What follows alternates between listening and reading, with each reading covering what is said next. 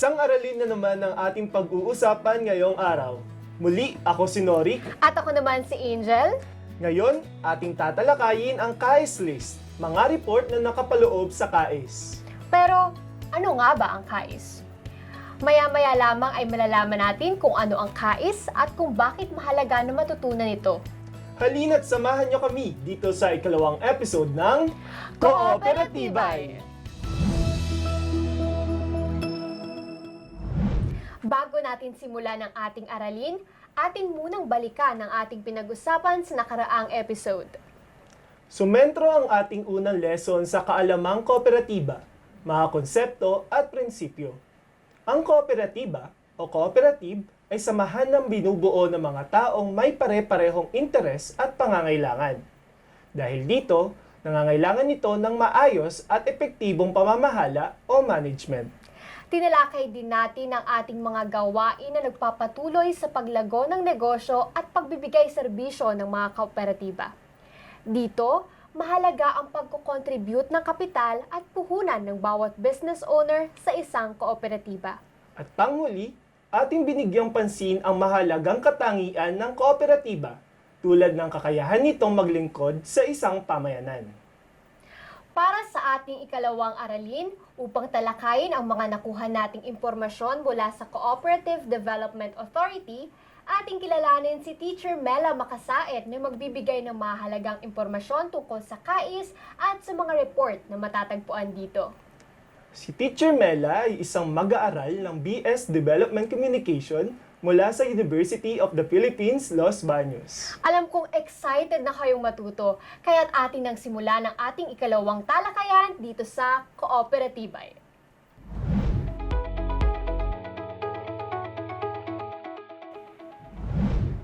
Magandang araw, ako si Teacher Mela at ako ang inyong guro para sa araling ito. Bago tayo magsimula, atin munang alamin ang mga layunin ng pagkatuto sa araling ito. Pagkatapos ng araling ito, ang mga mag-aaral ay inaasahan na: una, mailista ang mga uri ng report ukol sa KAIS. Pangalawa, maibahagi ang mga tungkulin ng bawat report. Pangatlo, matukoy ang mga kinakailangang report para sa bawat submenu. At pang-apat, may paliwanag ang pangunahing tungkulin ng bawat submenu ng report. Bago ang lahat, alamin muna natin ang kahulugan at gamit ng KAIS. Ang Cooperative Assessment Information System o KAIS ay isang sistemang online na nilikha ng Cooperative Development Authority o CDA. Ito ay naglalaman ng mga ulat mula sa lahat ng datos at impormasyon na isinumite ng mga kooperatiba, mga resulta ng inspeksyon at iba pang mga prosesong ipinapasok sa sistema. May kakayahan din ng sistema na suriin at tukuyin ang antas ng kahusayan ng mga kooperatiba. Sa unang aralin, tatalakayin natin ang mga report na maaaring i-generate sa loob ng Cooperative Assessment Information System o KAIS at bakit ito mahalaga sa inyong kooperatiba.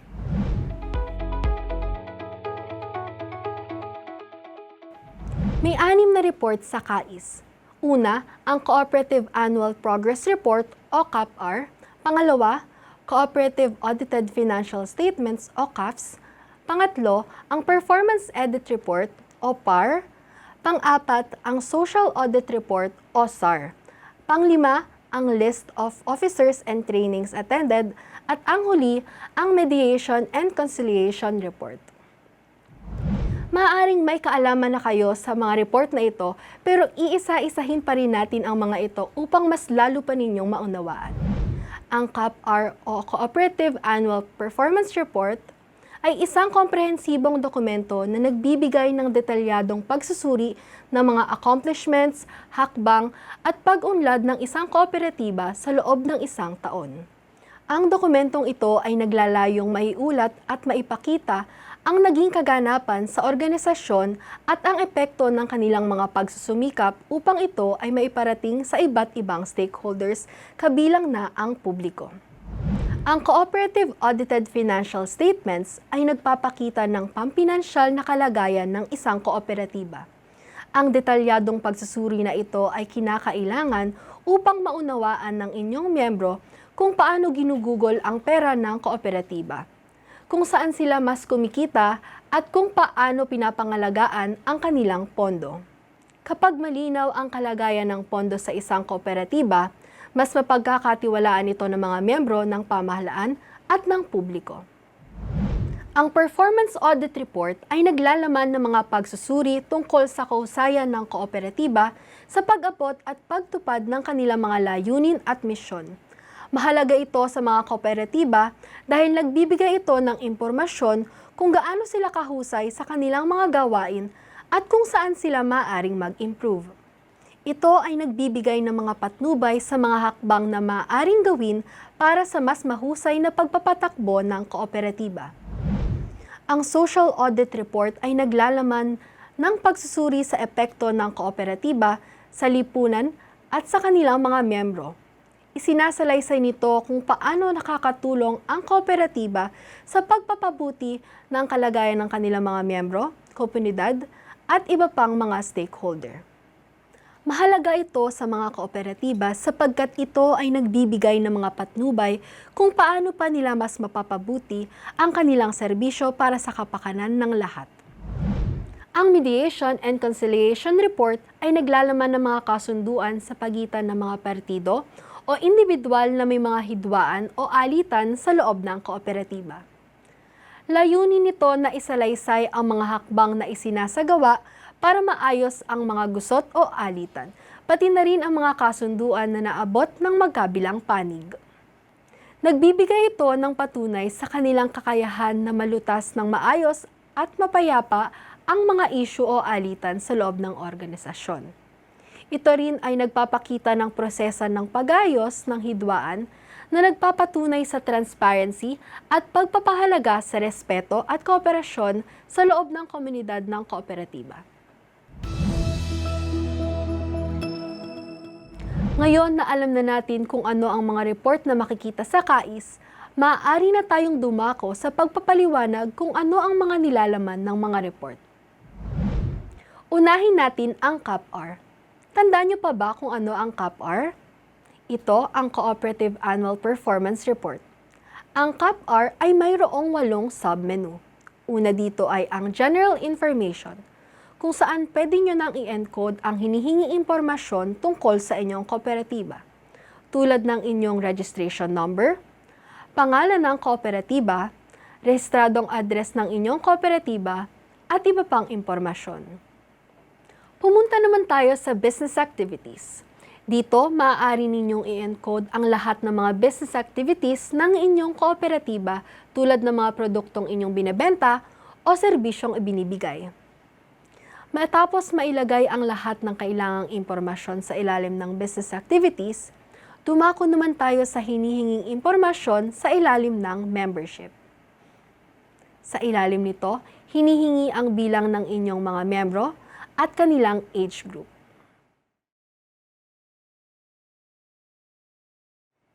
Matapos punan ang membership, dumako naman tayo sa susunod na submenu na officers, kung saan hinihingi ang mga pangalan at posisyon ng inyong mga miyembro na kabilang sa iba't ibang mga komite sa loob ng inyong kooperatiba. Muling tandaan na hindi dapat kukulangin sa 5 tao ang nakalista bilang miyembro ng kooperatiba at hindi higit sa 15 miyembro ang nakalista sa Board of Directors o BOD. Ang sunod na submenu na kailangang punan ay ang transaction, deposit liabilities, and taxes kung saan hinihingi ang mga karagdagang impormasyon patungkol sa buwis at mga transaksyon ng inyong kooperatiba. Ang sunod naman nating pupunan ay ang other information for specific type of cooperative na submenu. Ang mga kooperatibang nabibilang lamang sa mga sumusunod ang pwedeng makapaglagay ng impormasyon sa bahaging ito. Ito ay ang mga sumusunod: Credit Cooperative, Transport Cooperative, Labor Service Cooperative, Advocacy Cooperative, Agrarian Reform Cooperative, Cooperative Banks, Education Cooperative, Electric Cooperative, Agriculture Cooperative, Housing Cooperative, insurance cooperative, water service cooperative, health service cooperative, at small-scale cooperative. Kung hindi kayo nabibilang sa mga ito, maaari na kayong dumako sa huling submenu sa ilalim ng CAPR. Sa huli, pupunan natin ang submenu na Other Relevant Information. Sa ilalim nito, ang rate of interest on share capital ay kusang magkakaroon ng halaga kapag may impormasyon na ang interest on share capital sa Statement of Operation o SO. Mahalaga rin ang average share month dito sa Other Relevant Information. Ngayong tapos na tayo sa pagpapaliwanag ng CAPR, alamin naman natin kung ano ang nilalaman ng Cooperative Audited Financial Statement o CAFS. May tatlong submenu ang CAFS, ang Profile, ang Statement of Financial Condition, at ang Statement of Operation. Ang Profile na submenu ay naglalaman ng mga batayang impormasyon tungkol sa inyong kooperatiba. Kapag kumpleto na ang general information sa CAPR, otomatikong lalabas ang mga impormasyong ito sa Profile. Ang Statement of Financial Condition ay naglalaman ng iba't ibang forms o schedules kung saan dapat ilagay ang iba't ibang datos tungkol sa pondo ng kooperatiba. Ang bahaging ito ay naglalarawan ng aktwal na pinansyal na kalagayan ng kooperatiba sa isang tiyak na petsa. Ang Statement of Operation ay may mga schedule rin na kinakailangang punan ng buo at tama. Kasama dito ang kita mula sa operasyon, operasyonal na gastusin, at iba't ibang bahagi ng kita at gastos. May mga bahagi sa Financial Performance Standard o STEPS rating na umaasa sa impormasyon sa pahinang ito. Ngayon, punta tayo sa pangatlong report na magagawa sa KAIS, ang Performance Audit Report o PAR. Ang PAR ay isa pang attachment na dapat isama sa required report na isusumite taon-taon. Ito ay may tatlong submenu: Governance and Management Report, Financial Performance Standards, at Audit Report.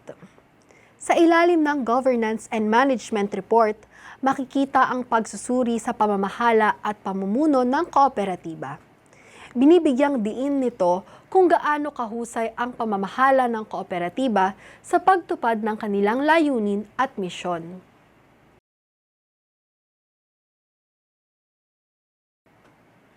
Matapos punan ang Governance and Management Report, dumako tayo sa Financial Performance Standards na naglalaman ng mga pamantayan o kriteriya na ginagamit upang suriin ang pinansyal na aspeto ng kooperatiba. Tandaan na ang mga datos sa submenu na ito ay nakaangkla sa Statement of Financial Condition at Statement of Operation, kaya tuwing na-update ang module na ito, kinakailangang balikan at isave ang pahinang ito. Ang huling submenu naman para sa PAR ay ang Audit Report. Ito ay nagbibigay ng pangunahing pagsusuri ng isang profesional na auditor o audit committee tungkol sa pahayag na pinansyal ng kooperatiba. Kasama dito ang pagsusuri ng mga financial statement, gayon din ang opinyon ng auditor o audit committee. Ngayon na natapos na natin ipaliwanag ang Performance Audit Report, dumako naman tayo sa Social Audit Report. Ang Social Audit Report ay humihingi ng impormasyon patungkol sa inyong Community Cooperative Fund. Dito ilalahad ang mga polisiya, pondo at mga gawain ng inyong kooperatiba.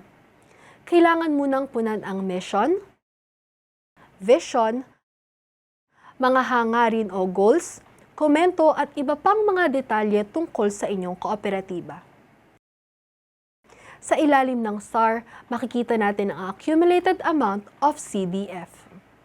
Tandaan na ang CDF ay ang Community Development Fund na tumutukoy sa pondong nakalaan para sa proyekto at aktibidad ng kooperatiba na makakatulong sa komunidad. Ang accumulated amount of CDF ay ang halaga na makikita mula sa AFS, Schedule of Allocation ng kasalukuyang taon. Makikita rin dito ang amount utilized for cooperative social activities o halaga na ginamit para sa social activities ng kooperatiba. Ang halaga na makikita rito ay ang kabuang halaga ng mga activities na ito sa ilalim ng pinagmulang pondo ng CDF. At huli, makikita dito ang summary and total amount. Ayan, tapos na tayo sa Social Audit Report o SAR. 2 report na lang ang natitira sa ating module. Ang susunod namang submenu ay ang List of Officers and Training Attended. Ito ay nagbibigay daan sa kooperatiba upang magdagdag ng mga pangalan ng opisyal at mga pagsasanay na kanilang dinaluhan. At ang huling submenu naman ay ang Mediation and Conciliation Report o MEDCON. Ang MEDCON ay ang ulat na sinusumite ng kalahating taon ng Mediation and Conciliation Committee at kinakailangang isama sa taunang pagsusumite ng mga report. Ang unang bahagi ay para sa first semester at ang pangalawang bahagi ay para sa second semester.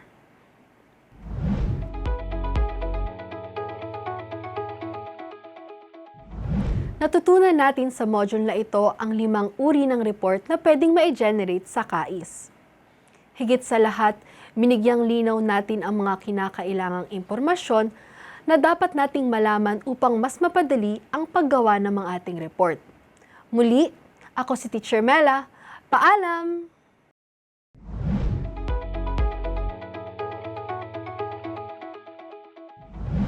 At dito nagtatapos ang ating lesson para sa episode na ito. Isang diskusyon na puno ng aral tungkol sa KAIS ang ating natanggap. Kaya naman ating pasalamatan si Teacher Mela sa pagbibigay ng kanyang kaalaman tungkol sa ating aralin.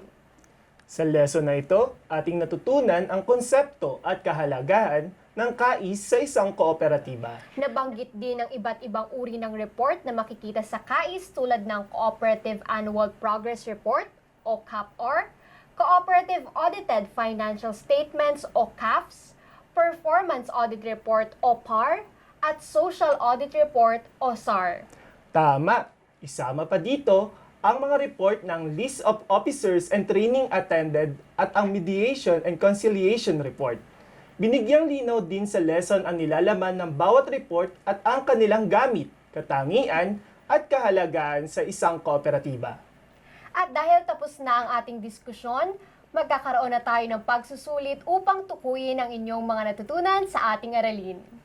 Kaya naman, ihanda niyo na muli ang inyong papel at panulat para sa ating pagsusulit. Tukuyin lamang ang binabanggit sa bawat katanungan at isulat ang letra ng inyong sagot. Para sa ating unang katanungan, alin sa mga sumusunod ang isang komprehensibong dokumento na nagbibigay ng detalyadong pagsusuri ng mga accomplishments, hakbang at pag-unlad ng isang kooperatiba sa loob ng isang taon? A. Cooperative Annual Performance Report. B. Performance Audit Report. C. Mediation and Conciliation Report. D. Social Audit Report.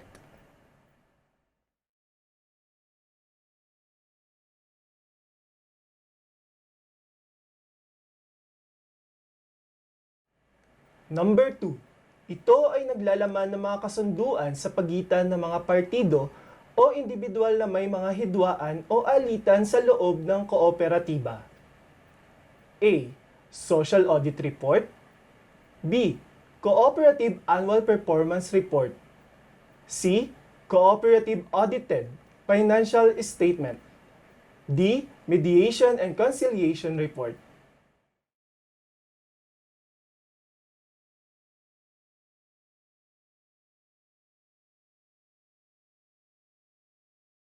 Number 3. Ito ay naglalaman ng mga pagsusuri tungkol sa kahusayan ng kooperatiba sa pag-abot at pagtupad ng kanilang layunin at misyon. A. Mediation and Conciliation Report. B. Performance Audit Report. C. Cooperative Audited Financial Statement. D. Social Audit Report.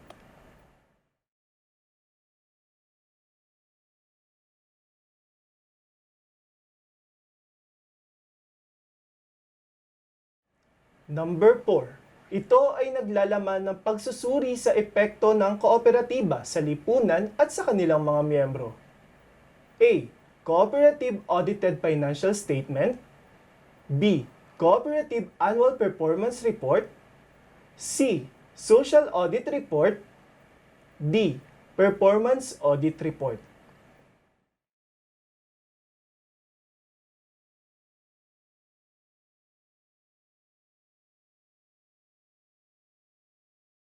Number 5. Ito ay nagpapakita ng pampinansyal na kalagayan ng isang kooperatiba. A.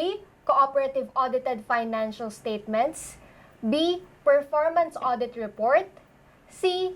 Cooperative Annual Performance Report. D. Mediation and Conciliation Report.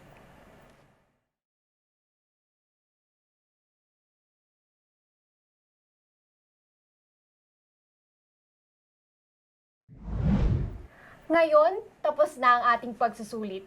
Ating alamin kung tama ba ang inyong mga naging kasagutan.